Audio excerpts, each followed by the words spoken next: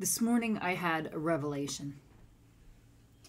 So I am coming into a new time of appreciation for myself.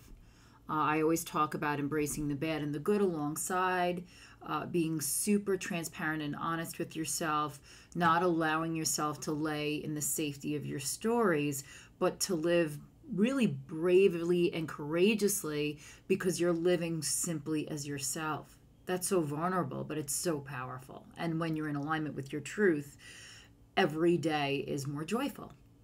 But I want to give a hint that I've been thinking about and realizing that if I had reversed my process and really focused on centering and self-appreciation and self-love first, then when I descended into the pit to route out those stories, I would have been able to return to a place of certainty and safety in myself. I would have already done the work of self-compassion. So, because as you dig into these stories that you tell, the behaviors that come back are not very flattering.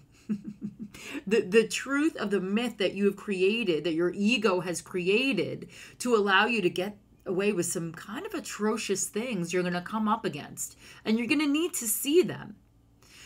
When I initially saw them, I was less healed, obviously, than I am now. But now I'm thinking that if I went in with a real sense of strong self-compassion, maybe I would have been able to dig deeper more quickly. And I also would have had tools where if I uncover something that's a little too much, because my own nature is I jump into something really deeply and then I backfill and understand it. I jump, I backfill. That is just my nature. It's the way I'm made. I take the risk and then I do the work that the risk required. It's kind of like a backwards engineering. But I'm going to suggest that as you start to process, or maybe you're on your journey of inner work, I'm going to recommend that what takes forefront and what takes your focus and concentration the most is the experience of being fully embodied in your body, loving it how it is, loving its abilities, and, kind of trying to push through its limitations and really, truly living within your body, because that also gives you a safe place to return to.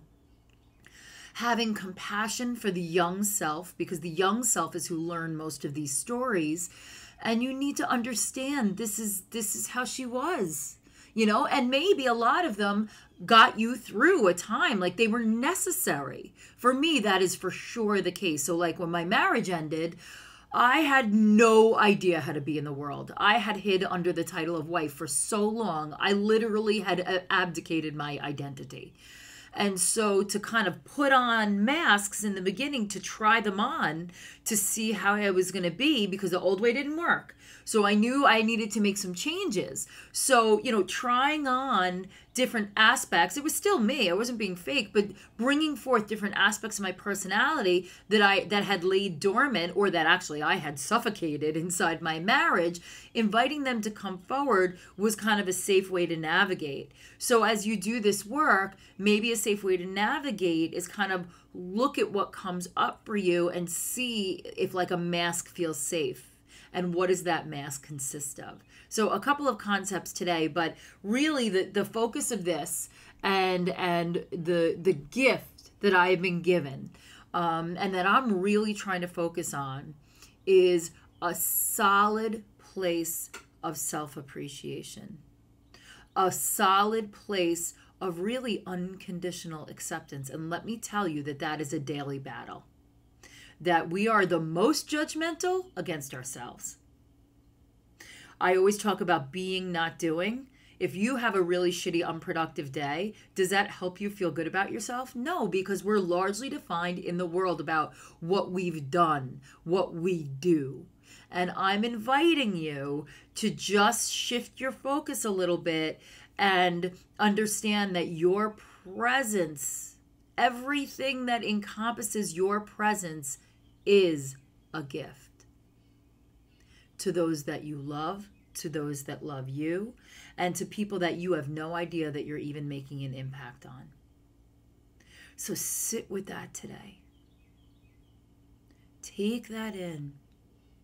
And when you go to face something that's really difficult, always start from a place of loving yourself.